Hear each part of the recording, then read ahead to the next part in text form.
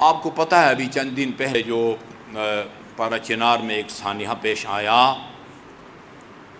میں کافی لوگوں کے ذریعے بالمشافہہ بھی، سوشل میڈیا کے ذریعے بھی واقعہ کے بارے میں سنتا تھا باتیں۔ آج صبح ایک بندے سے میں نے بات کی، میں نے کہا جو صحیح واقعہ ہے وہ ہمیں بتائیں تاکہ ہم بتائیں، قوم کو بتائیں، اداروں کو بتائیں، اپنی حکومت کے سامنے اپنا شکوہ گلہ پیش کریں کہ یہ کیا ہو رہا ہے۔ واقع سب سے پہلے تو آپ کو جو محل وقوع ہے نا، لوکیشن، اس کے بارے میں پتہ ہونا چاہیے کہ یہ سانحہ کہاں پیش آیا ہے۔ یہ آپ کی اسلام آباد کی زبان میں جو ہے نا وہ ریڈ زون جسے کہتے ہیں نا، یہ آپ کا سرینا ہوٹل کے آگے وہ جو پارلیمنٹ کو جاتا ہے، یہ اس طرح کا ایریا تھا، اور بالکل تقریباً بارڈر کے نزدیک باڑ ہے۔ وہاں ایک پر بھی جو ہے نا ادھر سے ادھر پرندہ بھی پر مار کے آ سکتا ہے، نہ ادھر سے ادھر کوئی بھی آ سکتا ہے۔ وہاں سکول ہے جس میں امتحانات ہو رہے تھے، اور اس میں ہمارے کچھ شیعہ ٹیچر وہاں اس امتحانی سینٹر میں نگرانی کے لیے ان کو بلایا جاتا ہے، اور بلائے جانے کے بعد دن کو 11:30 بجے ان کو کہا جاتا ہے کہ بھئی حالات ٹھیک نہیں ہیں، خطرہ ہے، لہذا ان کو ایک کمرے میں بند کر دیا جاتا ہے۔ یعنی جو تاثر دیا گیا انہیں جسے کہتے ہیں نا حراست میں لینا، حراست کا لفظی ترجمہ حفاظت ہے۔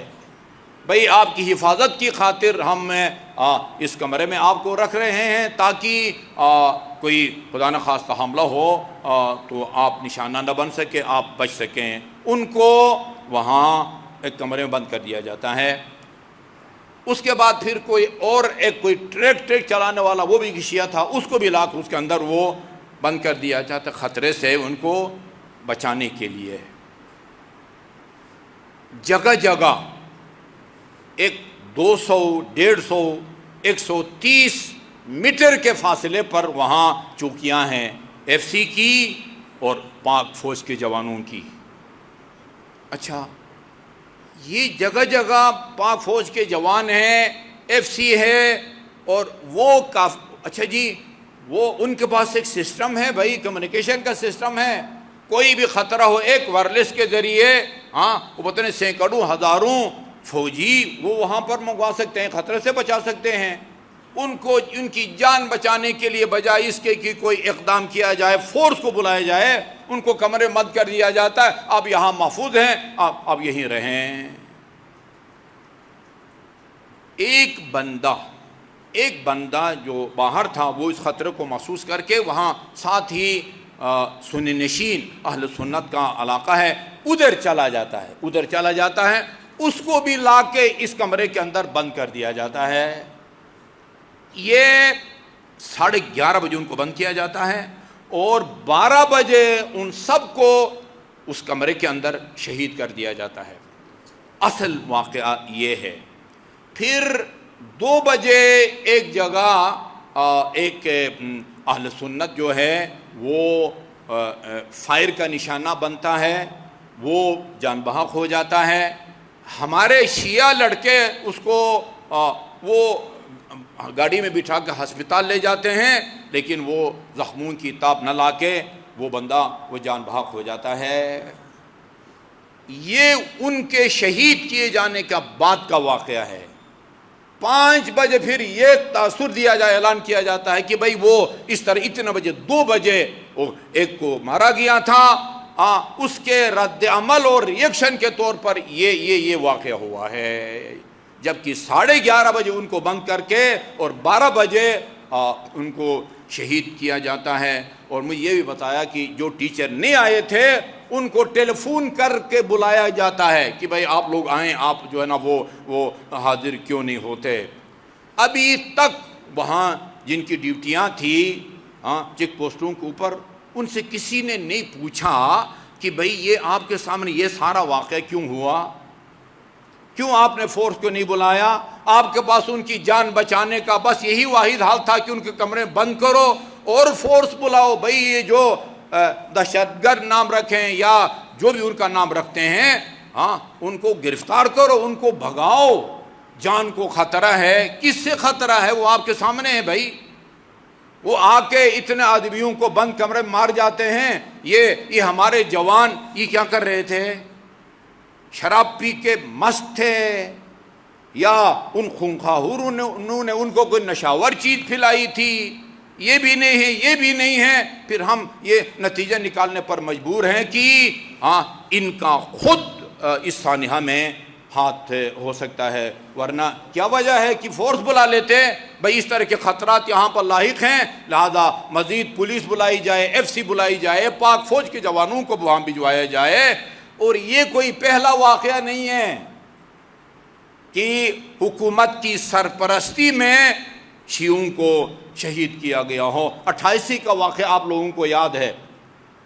کتنے کلومیٹر کا سفر، جی لشکر، مسلح لشکر، یہ پورا کوہستان کو کراس کر کے گلگت کے جلال آباد پہنچتے ہیں.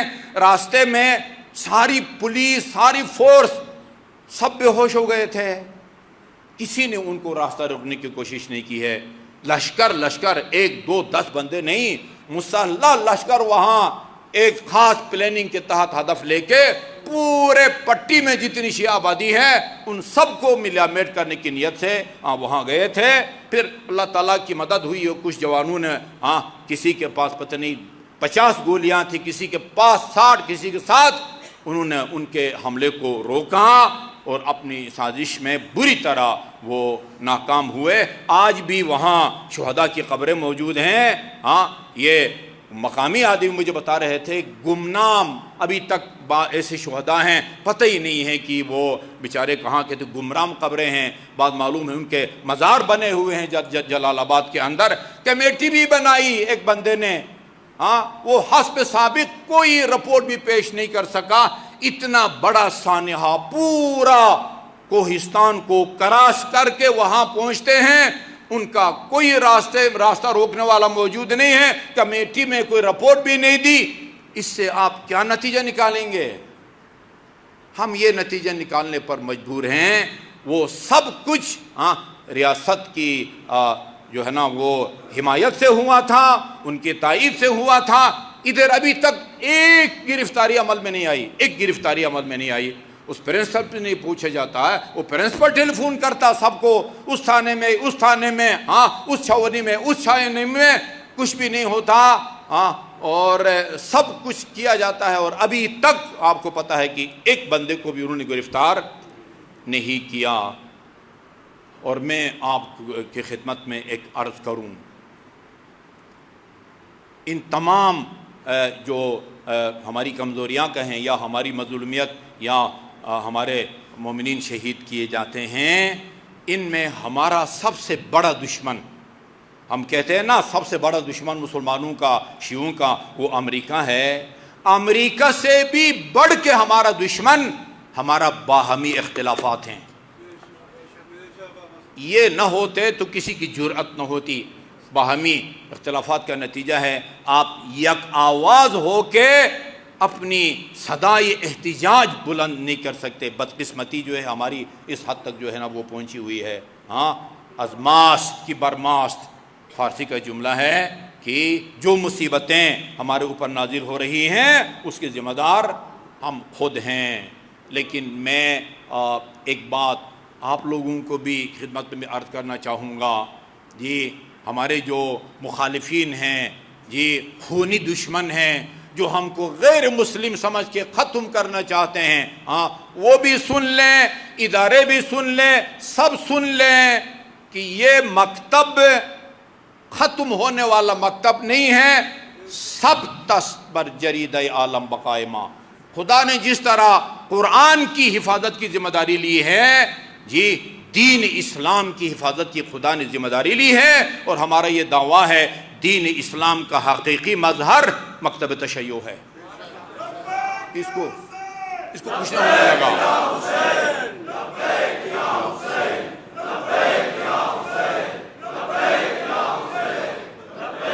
آخری واقعہ نہیں ہوگا، یہ آخری واقعہ نہیں ہوگا، اس سے بھی زیادہ مومنین مارے جائیں گے۔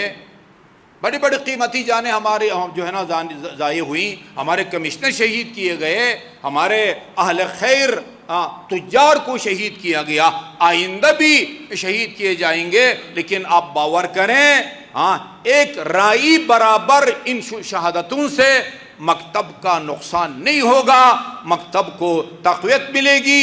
جی افراد میں بھی آپ دیکھیں اتنے عرصے سے یہ تحریک چلی ہوئی ہے، آپ کو کوئی شیعوں کی پاکستان میں یا پوری دنیا میں ان کی جو کیا کہ تناسب ہے یا پرسنٹیج، اس میں کوئی کمی محسوس کرتے ہیں؟ ایک شیعہ کو مارنے سے تشیع کو کوئی نقصان نہیں پہنچتا۔ ہاں تشیع کو اگر کوئی نقصان پہنچاتا ہے وہ ہمارے منبر پر آنے والے غیر ذمہ دار خطباء ہیں، وہ شیعوں کو نہیں، وہ تشیع کو نقصان پہنچاتے ہیں۔